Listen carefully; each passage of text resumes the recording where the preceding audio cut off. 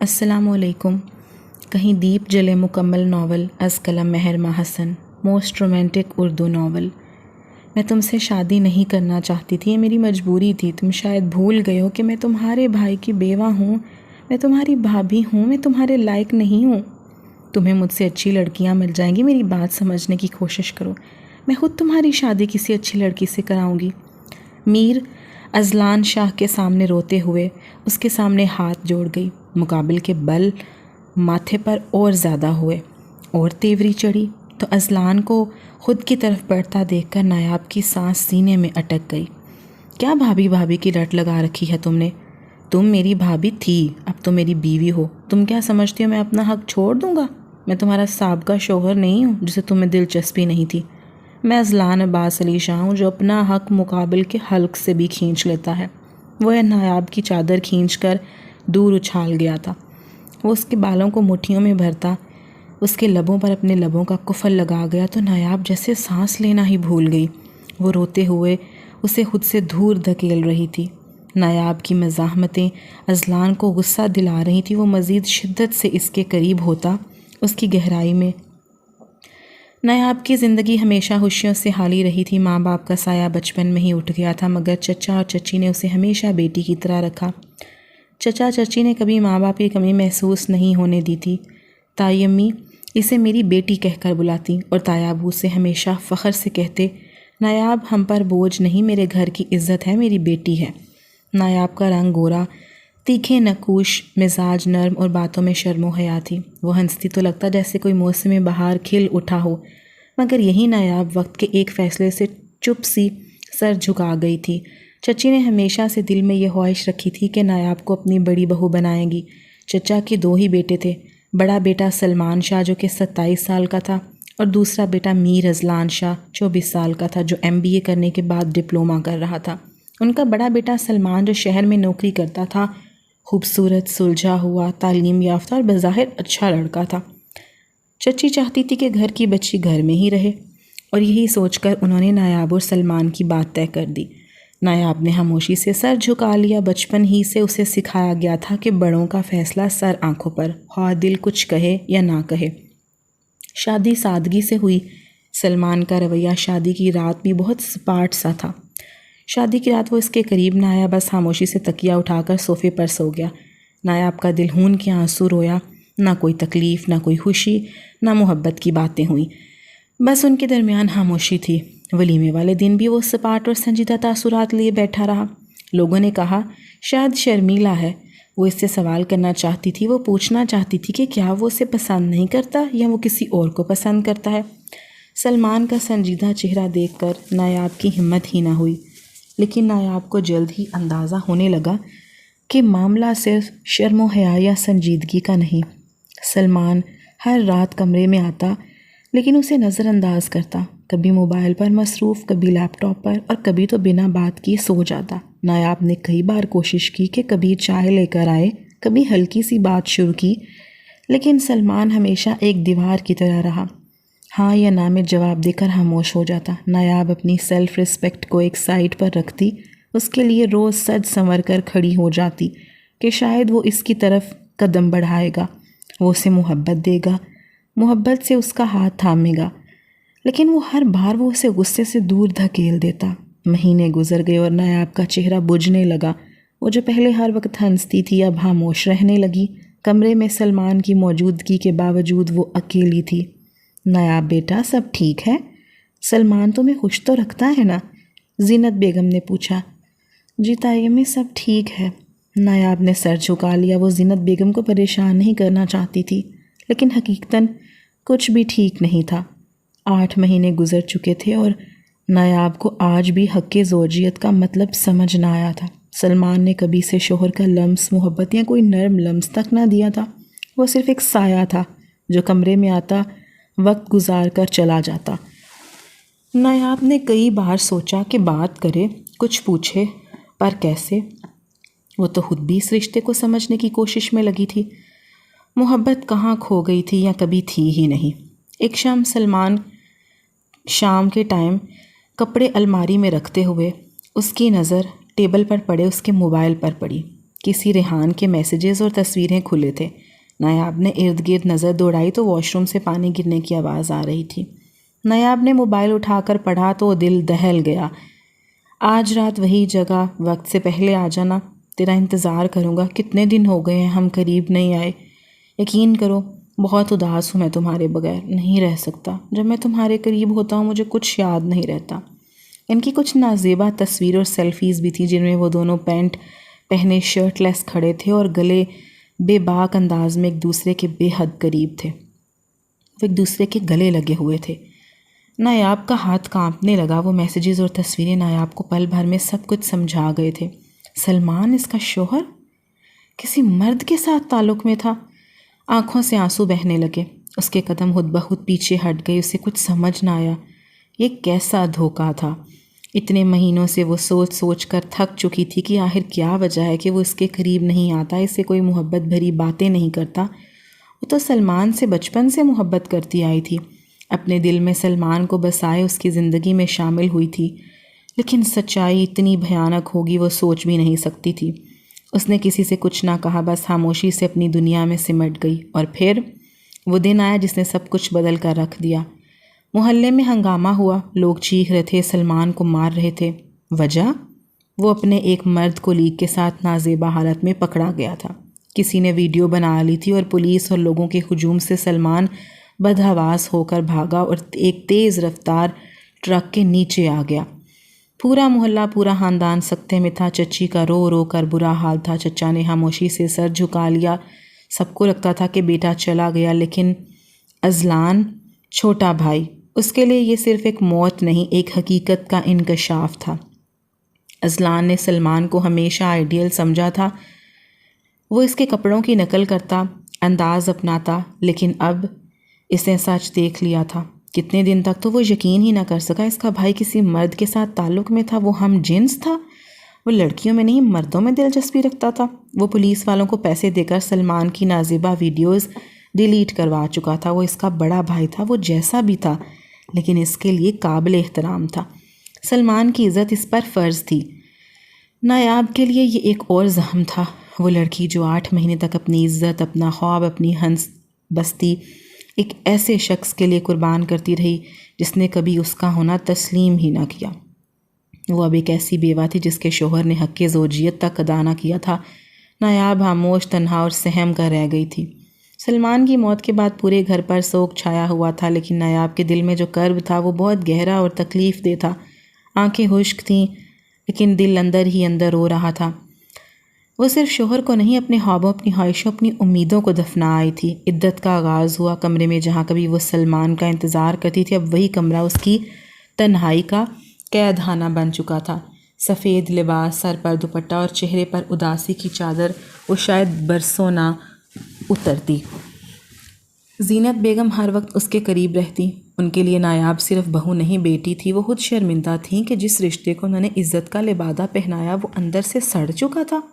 سلمان کی حقیقت جان کر وہ خاموشی سے کمرے میں سلمان کی تصویر کو سینے سے لگائے روتی رہتی تھی۔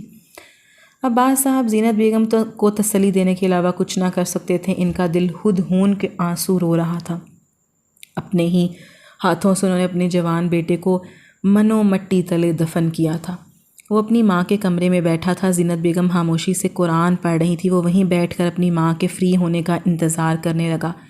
کافی دیر بعد جب وہ قرآن رکھ کر واپس آئیں تو اذلان نے بات کا آغاز کیا۔ امی، نایاب بھابھی ٹھیک تو ہیں؟ اذلان نے ہمت کر کے نایاب کے بارے میں پوچھا۔ زینت بیگم نے سر اٹھایا اور ٹھنڈی سانس ہوا کے سپرد کی۔ کیا ٹھیک ہوگی اذلان، زندگی کا جو سہارا تھا وہی زمین کھینچ کر لے گیا اس کے پیروں سے، لیکن اصل دکھ تو ہمیں ہے۔ ہم نے اس معصوم سی بچی کو سلمان کے حوالے کیا کہ وہ اس سے عزت و احترام دے گا، اسے خوش رکھے گا، لیکن اس معصوم سی بچی کو کبھی سلمان نے قبول ہی نہیں کیا، اور وہ اندر ہی اندر اپنی پریشانیوں سے لڑتی رہی۔ کبھی آ کر نہیں بتایا ہمیں کہ سلمان اسے بیوی کا حق دیتا تو دور کی بات تھی، اور وہ خاموشی سے اس کی ایک ایک چیز کا خیال رکھتی رہتی۔ آدھی آدھی رات کو وہ گھر آتا تھا، وہ سوتی نہیں تھی جب تک وہ گھر نہ آ جاتا۔ وقت پر کھانا دیتی، آگے پیچھے گھومتی، لیکن وہ بس خاموشی سے ہاں نہ میں جواب دیتا۔ اس بچی کا تو نصیب ہی خراب تھا۔ پورا خاندان باتیں کر رہا ہے سلمان اور نایاب کے رشتے پر، ان کے رشتے پر سوال اٹھا رہا ہے۔ میری کتنی خواہش تھی کہ وہ ہمیشہ میرے پاس رہے، مجھے تو وہ بیٹی کی طرح عزیز تھی۔ اب بدعت ختم ہو جائے گی تو کوئی اچھا سا رشتہ دیکھ کر شادی کر دوں گی۔ اب نایاب کو میں خوش دیکھنا چاہتی ہوں، بہت دکھ جھیلے ہیں میری بچی نے۔ زینت بیگم روتے ہوئے بولی۔ اذلان خاموش ہو گیا۔ دل میں ایک عجیب سی کسک محسوس ہوئی، اسے نایاب کی معصوم آنکھیں یاد آئیں، وہ شرمائی ہوئی سی مسکراہٹ جو شادی کے بعد کچھ ہی دنوں میں گم ہو گئی تھی۔ ان دنوں نایاب صرف عبادت میں پناہ لیتی تھی۔ تہجد کے وقت وہ اکثر جاگتی، سجدوں میں آنسو بہاتی اور خاموشی سے بستر پر آ کر لیٹ جاتی۔ اذلان اکثر اس وقت اٹھتا اور دور سے اس کے کمرے کا بند دروازہ دیکھتا، جیسے وہاں سے اٹھنے والی خاموش دعاؤں کو محسوس کر سکتا ہو۔ عباس صاحب، اذلان اور زینت بیگم ڈائننگ ٹیبل پر بیٹھے کھانا کھا رہے تھے۔ ڈائننگ ٹیبل پر بھی خاموشی تھی۔ عباس، کوئی اچھا سا لڑکا دیکھے، نایاب کی عدت ختم ہونے کو ہے، اس کا مستقبل کیا ہوگا؟ لوگ باتیں کر رہے ہیں، رشتہ دار بھی افسوس کے بہانے آتے ہیں اور زخموں پر نمک چھڑک کر چلے جاتے ہیں۔ نایاب کی عمر ہی کیا ہے، صرف 20 سال۔ پوری زندگی تو ایسے نہیں گزرے گی۔ کوشش کریں کوئی اچھا سا لڑکا دیکھ کر نایاب کی شادی کر دیتے ہیں، لیکن مجھے ڈر ہے جو بھی اسے شادی کرے گا کیا وہ اسے خوش رکھے گا کہ نہیں؟ کوئی اسے بس ایک بیوہ نہ سمجھے، پیار اور عزت دے اسے جس کی وہ حقدار ہے۔ بس میں تو یہی چاہتی ہوں۔ زینت بیگم بول کر کھانے میں مصروف ہو گئیں تو عباس صاحب نے ہاں میں سر ہلایا۔ امی، اگر آپ اجازت دیں تو میں نایاب سے نکاح کرنا چاہتا ہوں، اذلان مضبوط لہجے میں بولا۔ زینت بیگم نے حیرت سے اذلان کو دیکھا، جیسے لفظوں پر یقین ہی نہ آیا ہو۔ کیا تم نایاب سے نکاح کرنا چاہتے ہو؟ جی امی۔ اذلان کی آواز میں سکون تھا۔ اسے ایک بار پھر زندگی کا حق دینا چاہتا ہوں، اسے احساس دلانا چاہتا ہوں کہ وہ بوجھ نہیں، عزت ہے۔ زینت بیگم اور عباس صاحب نے حیران نظروں سے اذلان کو دیکھا جو مسکرائے ہوئے انہیں دیکھ رہا تھا۔ جی محبت نہیں ہے امی، لیکن دل میں ایک عزت، ایک احساس ہے۔ میں چاہتا ہوں کہ وہ زندگی کو ہنس کر جینے کا حق محسوس کرے۔ میں اس کی آنکھوں میں آنسو نہیں آنے دوں گا، اسے خوش رکھوں گا۔ زینت بیگم نے تو خوشی سے اذلان کو گلے لگایا تھا اور عباس صاحب نے بھی اذلان کے سر پر ہاتھ رکھ دیا۔ خوش رہو میرے بچے، اللہ تمہیں ڈھیر ساری خوشیاں دے۔ زینت بیگم نم آنکھوں سے مسکرا دی تھی۔ عدت کا آخری دن تھا۔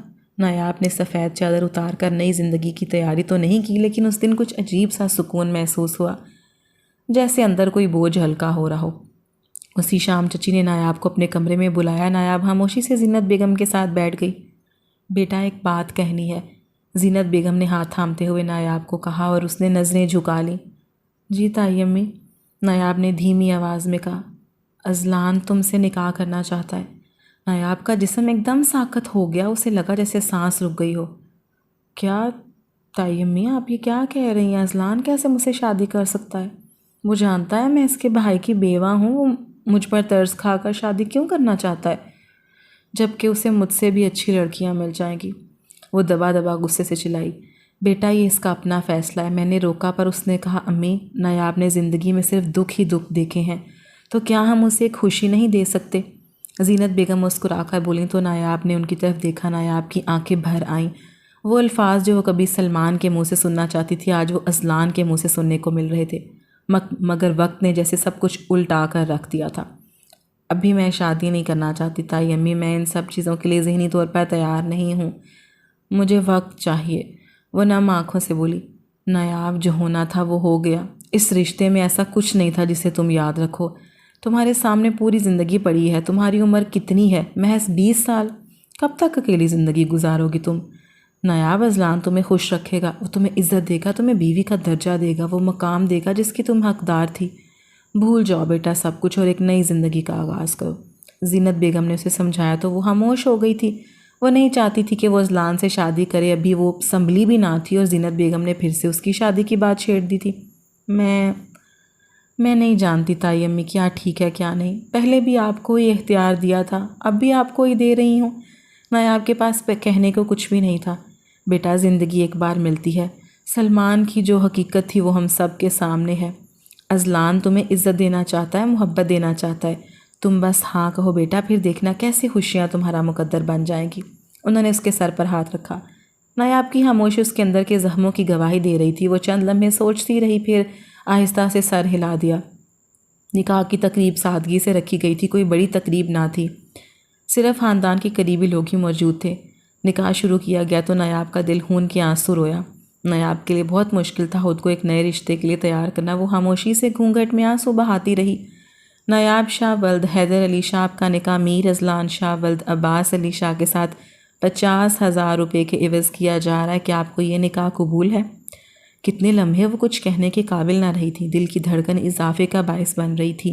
وہ آنکھیں بند کرتی، غصے کو کنٹرول کرتی 3 دفعہ قبول ہے قبول ہے قبول ہے بول گئی تھی۔ اس نکاح میں اس کی مرضی شامل نہ تھی، لیکن پھر بھی وہ سر جھکا گئی تھی۔ میر اذلان شاہ ولد عباس علی شاہ کا نکاح نایاب شاہ بنت حیدر علی شاہ کے ساتھ 50,000 روپے کے عوض کیا جا رہا ہے، کیا آپ کو یہ نکاح قبول ہے؟ وہ مسکراتے ہوئے قبول ہے بول گیا تھا۔ نکاح کے بعد کھانے کا انتظام گھر کے صحن میں ہی کیا گیا تھا۔ نایاب کا دل ہر چیز سے اچاٹ ہو گیا تھا۔ زینت بیگم اسے اذلان کے کمرے میں چھوڑ گئی تھیں۔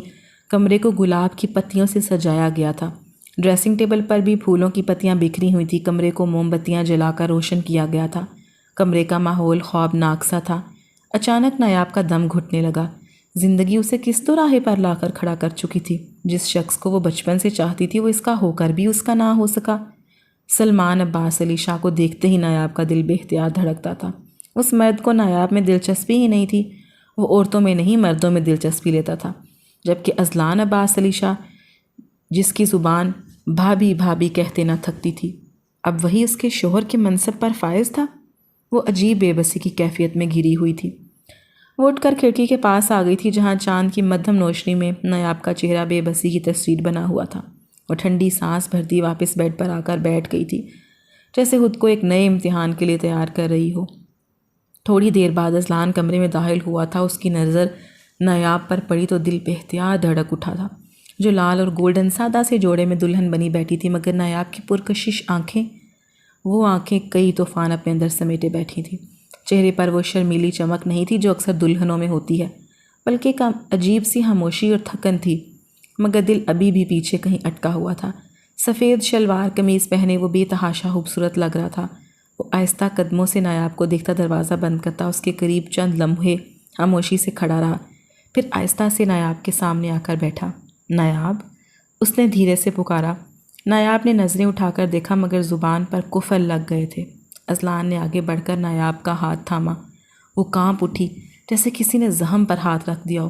وہ غصے سے اپنا ہاتھ کھینچ گئی، جبکہ اذلان نے غصے سے نایاب کی طرف دیکھا اور بھویں سکیڑ کر جیسے پوچھ رہا ہو کہ سوال کر رہا ہو، نایاب نے اپنا ہاتھ کیوں کھینچا؟ میرے نزدیک مت آؤ اذلان، میں تم سے شادی نہیں کرنا چاہتی تھی، لیکن بے بس تھی۔ میرے دل میں تمہارے لیے کبھی جذبات نہیں پیدا ہو سکتے، کیونکہ میں نے تمہیں ہمیشہ اپنا بھائی سمجھا ہے۔ میں نے تمہیں کبھی اس نظر سے دیکھا ہی نہیں۔ تمہیں مجھ سے بھی اچھی لڑکی مل جائے گی جو تمہیں عزت کرے گی۔ میں تمہیں کچھ نہیں دے سکتی، اس لیے بہتر ہوگا کہ تم مجھ سے دور رہو۔ جیسے ہی تمہارا ڈپلومہ مکمل ہوگا، میں تائی امی کو سمجھا لوں گی، میں تمہارے لیے کوئی اچھی لڑکی دیکھ کر شادی کروا دوں گی۔ نایاب کی آنکھوں میں نمی ابھرنے لگی تھی۔ وہ نظریں جھکا گئی۔ تمہیں کس نے کہا نایاب کہ میں کسی اور لڑکی سے شادی کروں گا؟ مجھے صرف اور صرف تم سے محبت چاہیے۔ مجھے اتنا پتہ ہے کہ میرا نکاح آج تم سے ہوا ہے۔ میں تمہارا شوہر ہوں اور تم میری بیوی ہو۔ آج ہماری شادی کی پہلی رات ہے۔ میں تم پر حق رکھتا ہوں۔ تم چاہو بھی تو خود کو مجھ سے دور نہیں کر سکتی، اور میں سلمان نہیں ہوں جو اپنا حق چھوڑ دے گا۔ میں اذلان عباس علی شاہ ہوں جو کبھی اپنا حق نہیں چھوڑتا۔ اس لیے تمہارے لیے بہتر ہوگا نایاب، ازدواجی تعلق کے لیے خود کو تیار کرو اور مجھے میرا حق دو، ورنہ جانتی نہیں ہو بھی مجھے تم زبردستی بھی اپنا حق لے سکتا ہوں، لیکن میں ایسا نہیں چاہتا۔ میں چاہتا ہوں تم دل سے مجھے قبول کرو۔ سلمان جیسا بھی تھا وہ مر چکا ہے، بھول جاؤ اسے۔ رہی بات دوسری شادی کی، تو وہ میں مر کر بھی نہیں کروں گا۔ وہ اسے کچھ بھی سمجھنے کا موقع دیے بغیر اپنی طرف کھینچتا اس کے ماتھے پر پیار سے لب رکھ گیا تھا۔ وہ تو اندر تک کانپ گئی تھی، پہلی بار ایک مرد کے لمس سے آشنا ہوئی تھی۔ نایاب تڑپ کر اسے دور ہونے کی کوشش کرنے لگی تو اذلان نے اسے کمر سے پکڑتے بیڈ پر گرایا تھا اور وہ روتے ہوئے اس کے سینے پر ہاتھ رکھ گئی۔ پلیز اذلان، مجھے تھوڑا سا وقت دے دو، میں ان سب چیزوں کے لیے تیار نہیں ہوں، بس تھوڑا سا وقت چاہتی ہوں تاکہ خود کو مینٹلی تیار کر سکوں۔ نایاب کا سانس سینے میں اٹکا تھا۔ وہ خاموشی سے نایاب کی طرف دیکھتا رہا اور سر ہلاتا خاموشی سے پیچھے ہو گیا۔ اذلان نے اس کا کانپتا ہوا ہاتھ مضبوطی سے تھاما۔ نایاب، تم اب اکیلی نہیں ہو، میں تمہیں کبھی اس دکھ کے ساتھ تنہا نہیں چھوڑوں گا۔ محبت وقت مانگتی ہے مگر عزت وہ میں تمہیں ابھی دے رہا ہوں اور ہمیشہ دوں گا۔ نایاب کی آنکھوں سے خاموشی میں آنسو بہنے لگے۔ وہ ٹوٹے لفظوں میں بولی، اذلان میں ٹوٹ چکی ہوں، بکھر چکی ہوں، دوبارہ جوڑنے میں وقت لگے گا، میں نہیں جانتی کتنا وقت لگے گا، لیکن خود کو سنبھالنے کی پوری کوشش کروں گی۔ اذلان نے اس کے سر پر بوسہ دیا تو وہ شرم سے مزید خود میں سمٹ گئی۔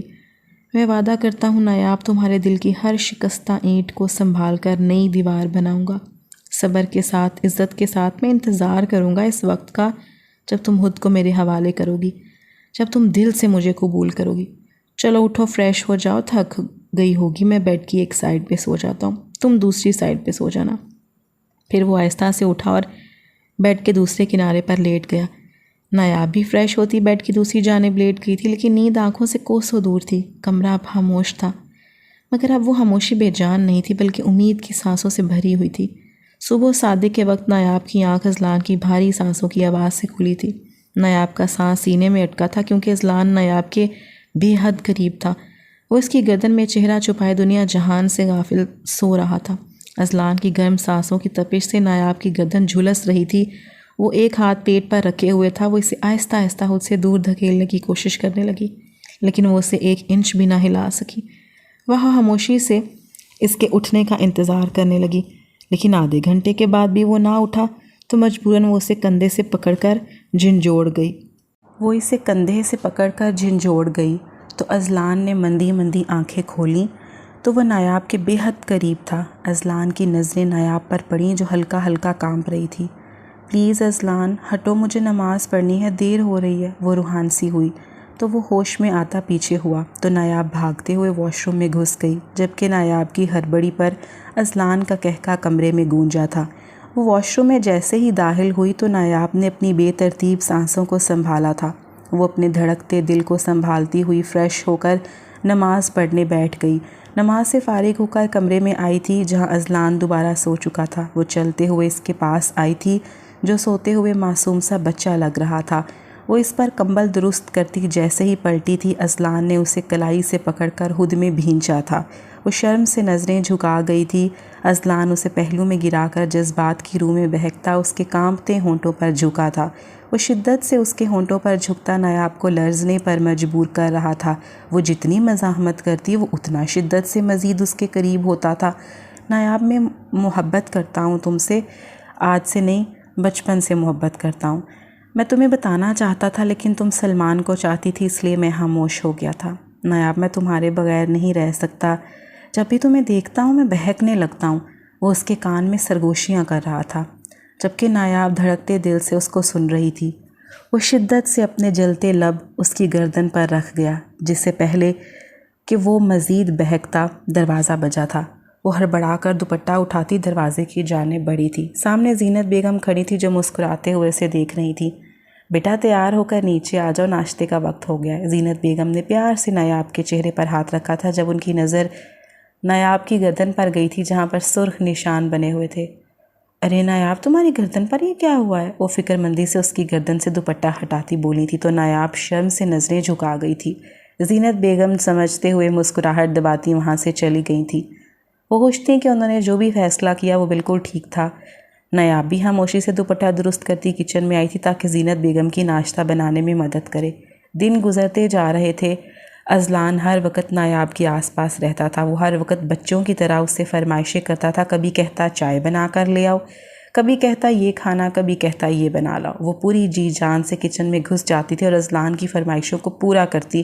وہ آہستہ آہستہ احساس دلا رہا تھا کہ وہ اس کے لیے کتنی اہم ہے۔ وہ بہانے سے اس کے قریب آنے کی کوشش کرتا، اس کی تعریف کرتا، اسے محبت کا اظہار کرتا، اسے بتاتا کہ وہ اس سے کتنی محبت کرتا ہے، وہ اس کی زندگی میں سانسوں کی طرح اہم ہے۔ نایاب خوش تو نہ تھی لیکن پرسکون تھی۔ اب وہ ہر وقت اداس نہیں رہتی تھی، خوش رہنے کی کوشش کرتی تھی۔ وہ نہا کر باہر آئی تھی، پرفیوم خود پر چھڑک کر بالوں میں کنگھی کرنے کے بعد جب اذلان کی نظر نکھری نکھری سی نایاب پر پڑی تو وہ اذلان کے جذبات پل میں بھڑکا گئی۔ وہ اٹھتا ہوا اس کے پاس آیا، اسے اپنی طرف کھینچتا، اس کی گردن پر شدت سے لب رکھ گیا۔ وہ پوری کانپ کر رہ گئی تھی۔ وہ اس سے اٹھنے والی خوشبو کو اندر اتارتا گہرے گہرے سانس لینے لگا۔ اس سے پہلے کہ وہ اس کے مزید قریب ہوتا دروازے پر دستک ہوئی۔ وہ بڑی مشکل سے خود کو سنبھالتا دور ہوا تو نایاب نے گھبراتے ہوئے دروازہ کھولا تو سامنے سکینہ کام والی کھڑی تھی۔ بی بی جی نیچے آ جائیں، بڑی بیگم آپ کو ناشتے کے لیے بلا رہی ہیں، وہ کہہ کر پلٹ گئی تھی، جبکہ دونوں نیچے آ گئے تھے۔ بیٹا اپنے بابا کے ساتھ آفس جانا شروع کر دو، انہوں نے اپنے آفس میں بات کر لی ہے، انہوں نے تمہاری سی وی دیکھی تو انہوں نے تمہیں انٹرویو کے لیے بلایا ہے، پڑھائی بھی مکمل ہو گئی ہے، انشاءاللہ جاب بھی لگ جائے گی تمہاری۔ وہ سر کو ہلاتا بولا، امی آج ہم کہیں باہر چلتے ہیں، رات کا ڈنر بھی باہر کر لیں گے، کیا کہتی ہیں آپ؟ اذلان جوس کا گلاس خالی کرتے بولا تھا۔ بیٹا تم نایاب کو لے جاؤ نا، تمہارے بابا کی طبیعت بہت خراب ہے، ہم کیا کریں گے تم دونوں کے ساتھ، تم نایاب کو لے جاؤ، باہر جائے گی تو نارمل ہوگی، اس کا موڈ بھی فریش ہو جائے گا۔ وہ خاموشی سے سر ہلا گیا۔ نایاب چائے کپوں میں ڈال کر لے آئی تھی، عباس صاحب زینت بیگم کو چائے پکڑاتی وہ بھی ناشتہ کرنے بیٹھ گئی۔ بیٹا آج تم تیار ہو جانا، اذلان تمہیں شام کو باہر لے جائے گا۔ وہ خاموشی سے سر کو جھکا گئی تھی۔ وہ گاڑی میں بیٹھا نایاب کا انتظار کر رہا تھا جب اسے بلیک ساڑی میں سجی سنوری آتی دکھائی دی۔ وہ یک ٹک اسے دیکھتا رہا۔ وہ خاموشی سے گاڑی میں آ کر بیٹھ گئی تھی۔ بہت خوبصورت لگ رہی ہو میری جان۔ وہ بہت محبت سے اس کے سر سے سر جوڑ گیا تھا۔ وہ گھبراتے ہوئے نظریں جھکا گئی تھی۔ وہ جس بات کی روح میں بہکتا اس کے ہاتھوں پر اپنے ہونٹ رکھ گیا تھا اور وہ اپنی آنکھیں بند کر گئی تھی۔ وہ ریسٹورنٹ میں کھانا کھا رہے تھے، ان کے پیچھے کچھ لڑکوں کا گروپ بیٹھا تھا۔ ان لڑکوں کی نظر جب نایاب پر پڑی تو ان کی نیت خراب ہونے لگ گئی تھی۔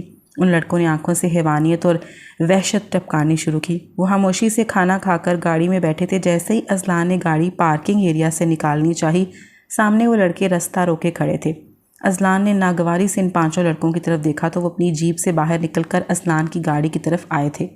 وہ سارے شکل سے ہی کوئی بگڑے ہوئے میرزادے لگ رہے تھے۔ نایاب گھبرا گئی۔ اذلان کی شرٹ پکڑ گئی۔ تم گھبراؤ نہیں، کچھ نہیں ہوگا، جب تک میں نہ کہوں باہر مت نکلنا۔ وہ خاموشی سے باہر نکل آیا۔ راستہ کیوں روک رکھا ہے تم لوگوں نے؟ راستہ دو۔ وہ لڑکے مسکرائے تھے۔ ہمیں وہ لڑکی چاہیے، لڑکی کو ہمارے حوالے کر دو اور تم چلے جاؤ۔ ان کی بات پر اذلان نے ضبط سے مٹھیاں بھینچی تھی۔ کیا بکواس کر رہے ہو؟ بیوی ہے میری، تمہاری ہمت کیسے ہوئی میری بیوی پر گندی نظر ڈالنے کی؟ تمہاری میں جان لے لوں گا۔ اذلان نے اس لڑکے کو کالر سے پکڑا تھا اور زناٹے دار تھپڑ اس کے گال پر رسید کیا تھا۔ وہ زمین پر گرا تھا۔ وہ اکیلا تھا اور وہ لوگ 5۔ نایاب کا دل بری طرح گھبرا رہا تھا۔ اسے کچھ غلط ہونے کا احساس ہوا۔ نایاب نے دروازوں کو لاک لگایا تھا۔ وہ سمجھدار تھی۔ وہ جلدی سے 15 پر کال کر گئی تھی۔ جب ان میں سے ایک لڑکے کی نظر فون ملاتی نایاب پر پڑی تو وہ فون کان سے لگائے کسی کو کچھ بتا رہی تھی۔ وہ جلدی سے نایاب کی سائیڈ پر آیا تھا، گاڑی کا دروازہ کھولنے کی کوشش کرنے لگا، لیکن دروازہ لاک ہونے کی وجہ سے نہ کھلا تو شیشے پر ہاتھ مارتے وہ اسے باہر کو آنے کا کہہ رہا تھا۔ وہ گھبراتے ہوئے پچھلی سیٹ پر آئی تھی۔ وہ جلدی سے عباس صاحب کو کال کرنے لگی، انہیں ساری صورتحال بتاتی۔ وہ اپنی گھبراہٹ پر قابو پا چکی تھی۔ اذلان کو تو صرف نایاب کی فکر تھی۔ نایاب گھبراؤ نہیں، دروازہ مت کھولنا، کچھ بھی ہو جائے باہر مت نکلنا۔ وہ درد سے دوہرا ہوتا دھاڑا تھا۔ چاروں لڑکے اذلان کو بری طرح مار رہے تھے اور وہ بس روتے ہوئے اسے مار کھاتا دیکھ رہی تھی۔ 5واں لڑکا اب بھی شیشے پر زور زور سے ہاتھ مار رہا تھا۔ اس لڑکے کی نے ایک اینٹ گاڑی کے شیشے میں دے ماری تھی۔ چھناکے کی آواز کے ساتھ شیشہ چکنا چور ہوا تھا اور نایاب کی چیخیں پارکنگ ایریا میں گونجی تھی۔ پارکنگ ایریا ہوٹل کی بیک سائڈ پر قدرے سنسان جگہ پر بنایا گیا تھا۔ 2-4 لوگ جو وہاں موجود تھے وہ ڈر کر وہاں سے جا چکے تھے۔ وہ اسے کھینچتے ہوئے باہر نکال کر لے آیا تھا۔ نایاب چیختے ہوئے اسے اپنا ہاتھ چھڑوانے کی کوشش کر رہی تھی، جبکہ وہ حباست سے ہنستا اس کی کمر میں ہاتھ ڈال گیا تھا۔ بہت خوبصورت ہو یار، اوپر سے ساڑی بھی، اف قیامت ہو پوری کی پوری۔ اس لڑکے کی نظریں جسم کے آر پار محسوس کر رہی تھی اور وہ شرمندگی سے سر اٹھانے کے قابل نہ رہی تھی۔ وہ ہمت جمع کرتی پورا زور لگا کر اسے دھکا دیتے ہوئے اذلان کے سینے سے جا لگی تھی، جیسے اس کی باہوں میں خود کو چھپا لینا چاہتی ہو۔ اس سے زیادہ مضبوط پناہ گاہ نایاب کے لیے کوئی اور نہ ہو۔ میر مجھے بچا لے، میں مر جاؤں گی، وہ روتے ہوئے بولی تھی۔ میر اذلان نے اسے خود میں بھینچا تھا۔ نایاب کچھ نہیں ہوگا تمہیں، میں کچھ نہیں ہونے دوں گا، تم گھبراؤ مت، رو مت پلیز۔ اذلان کو دیکھ رہی تھی وہ، جو درد سے بحال ہوتا نایاب کی فکر کر رہا تھا۔ وہ لڑکے اپنا نایاب کو کھینچ کر اسے دور کرنے کی کوشش کر رہے تھے۔ اذلان کی مزاحمت دیکھ کر ایک لڑکے نے اذلان کے سر پر راڈ ماری تھی، جس سے وہ زمین پر گرا تھا۔ اذلان کے سر سے بہتا خون دیکھ کر نایاب ہوش کھو بیٹھی تھی۔ وہ چیختے ہوئے اذلان کو پکار رہی تھی، جو بے ہوش ہو چکا تھا، اور وہ لڑکے اسے کھینچتے گاڑی میں ڈال رہے تھے۔ اس سے پہلے وہ نایاب کے ساتھ کچھ بھی غلط کرتے، فضا میں پولیس کی سائرن کے محسوس آواز گونجی تھی۔ پولیس پہنچ چکی تھی۔ کچھ لڑکوں نے بھاگنے کی کوشش کی تو پولیس انہیں چاروں طرف سے گھیر کر گرفتار کر چکی تھی۔ تھوڑی دیر بعد عباس صاحب اور زینت بیگم بھی وہاں پہنچ گئے تھے۔ انہوں نے بروقت اذلان کو گاڑی میں ڈالا تھا۔ وہ اسے لے کر ہاسپٹل آئے تھے۔ وہ ICU کے باہر گمسم کسی پتھر کی مورت کی طرح بیٹھی تھی۔ ہسپتال کی سفید دیواریں نیاب کو قید خانے سے کم نہیں لگ رہی تھیں۔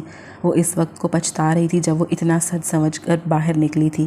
کتنے خوش تھے وہ ایک دوسرے کے ساتھ۔ خون میں لت پت اذلان کا چہرہ نیاب کی نظروں سے نہیں ہٹ رہا تھا۔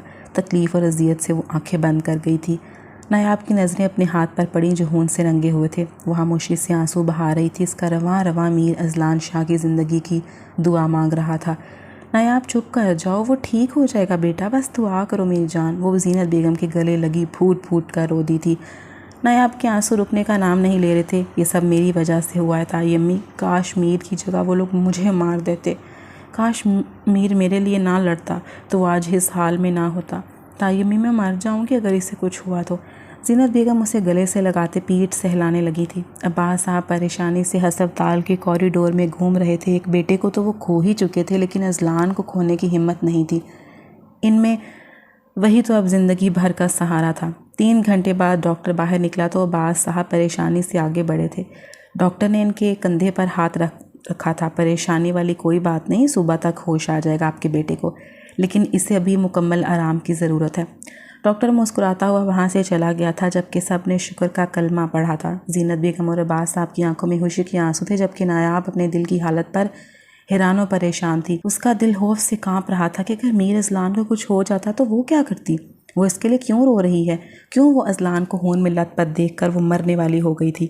وہ اپنے دل کی دھڑکنوں پر قابو پاتی اذلان کے کمرے میں داخل ہوئی۔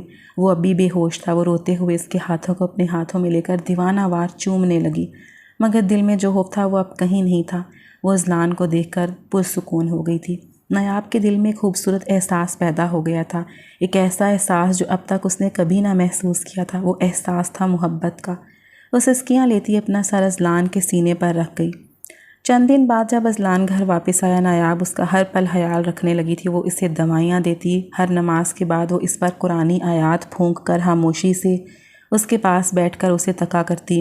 اذلان پہلے تو حیران ہوتا لیکن پھر وہ بھی اس بدلتے رویے کو محسوس کرتا مسکرا دیا۔ 1 مہینہ ہو چکا تھا اذلان کو ہسپتال سے چھٹی ہوئے۔ اب وہ مکمل طور پر صحت یاب ہو چکا تھا۔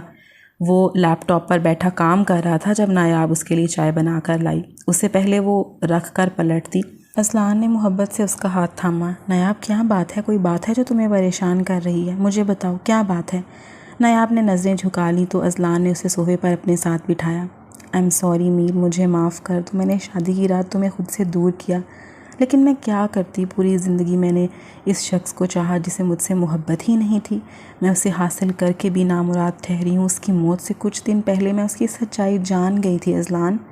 اذلان نے بھی حیرانی سے اس کی طرف دیکھا تو جب وہ بولا اس کا لہجہ سنجیدہ تھا۔ تم نے ماما کو کیوں نہیں بتایا نیاب؟ اگر تم انہیں بتا دیتی تو ہم سلمان سے بات کرتے تو شاید آج وہ زندہ ہوتا۔ اذلان کی آنکھیں نم ہوئی تھیں۔ میں خود صدمے میں تھی۔ میں بتانا چاہتی تھی لیکن اس سے پہلے کہ میں کسی کو کچھ بتاتی وہ میرے لیے یقین کرنا بہت مشکل تھا۔ سلمان قوم لوط کی پیروی میں کیسے ملوث ہو گیا؟ میں نہیں جانتی تھی۔ سلمان کی نازیبا تصاویر نے میرے حواس جھنجھوڑ دیے تھے۔ 2 دن بعد ہی وہ حادثے کا شکار ہو گیا، پھر پیچھے بتانے کو کیا بچا تھا؟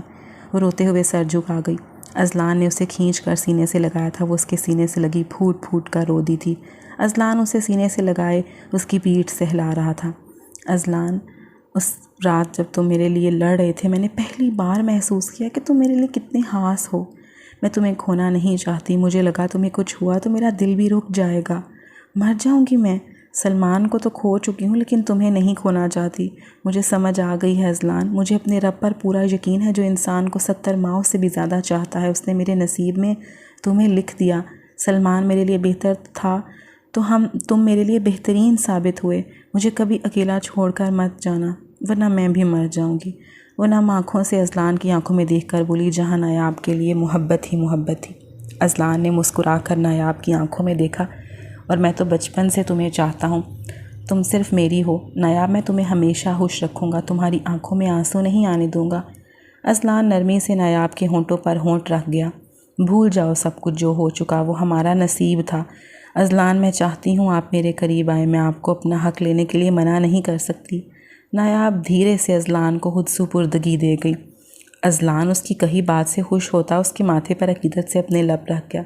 میں جانتا ہوں آپ آج تک انچھوئی ہیں، آپ کو محبت عزت دوں گا، بدلے میں آپ خود کو میری شدتوں کے لیے تیار کر لیں۔ میں باہوں میری باہوں سے آپ کو آزادی نہیں ملے گی۔ دھیرے سے وہ اس کو ہر پردے سے آزاد کرتا نایاب کے ہونٹوں پر جھک گیا۔ اذلان پلیز لائٹ بند کر دیں، نایاب شرماتی ہوئی منمنائی۔ نہیں میری جان، میں آپ کے جسم پر خود کا اختیار دیکھنا چاہتا ہوں، آپ کے سانسوں کے اتار چڑھاؤ، آپ کے جسم کی کپ کپاہٹ، آپ کا شدت سے میرے کندھے کو پکڑنا، یہ سب تو میں محسوس کرنا چاہتا ہوں۔ اذلان آج بہت خوش لگ رہا تھا، اس کی محبت، اس کی دیوانگی، اس کی بیوی اسے اپنے قریب آنے کی اجازت دے چکی تھی۔ آج رات اس نے نایاب کو میاں بیوی کے رشتے کا احساس دلاتے اسے خود سے دور نہ ہونے دیا۔ نایاب اس کی محبت کی دیوانگی دیکھتے سرشار ہو رہی تھی۔ نایاب کی آنکھیں نم ہو گئیں، لیکن اب ان آنکھوں میں محبت کے دیپ جلے تھے۔ وہ اپنے رب کا شکر ادا کرتی شرم سے اذلان کے سینے میں سر چھپا گئی۔ نایاب کی اس حرکت پر میر اذلان شاہ کا قہقہ گونجا، جس میں نایاب کی کھلکھلاتی ہنسی شامل تھی۔ وہ جانتی تھی آگے کی زندگی خوشیوں سے بھری ہوئی ہوگی۔ ختم شد۔